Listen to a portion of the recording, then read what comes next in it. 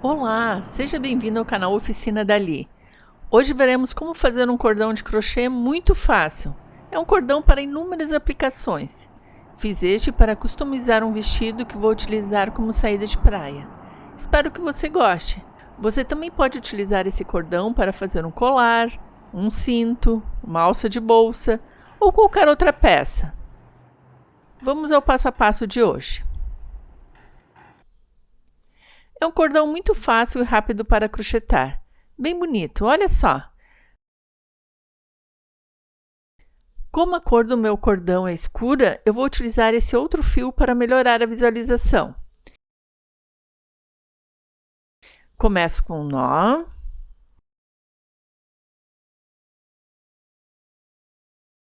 Depois duas correntinhas.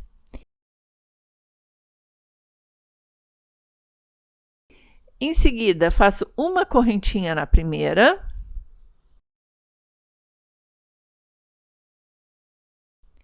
Outra correntinha na segunda. E outra correntinha na terceira. Fico com 3 correntinhas na agulha.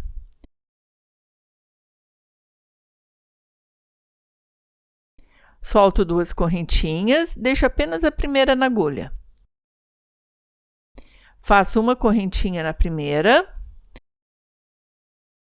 outra correntinha na segunda e outra correntinha na terceira.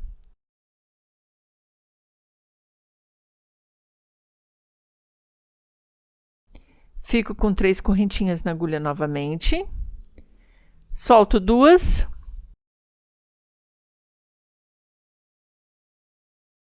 E fico com a primeira na agulha. Faço uma correntinha na primeira. Nessa que eu preciso fazer mais apertado, para ficar com o ponto mais fechado aqui atrás. Mais uma correntinha na segunda.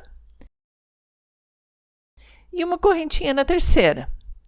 É só isso.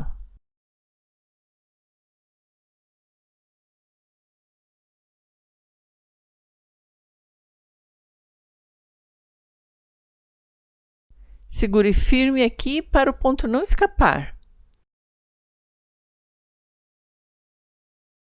Novamente, uma correntinha na primeira, uma correntinha na segunda e outra correntinha na terceira. É só isso. Eu já pego dessa forma para ficar mais fácil e não escapar o ponto.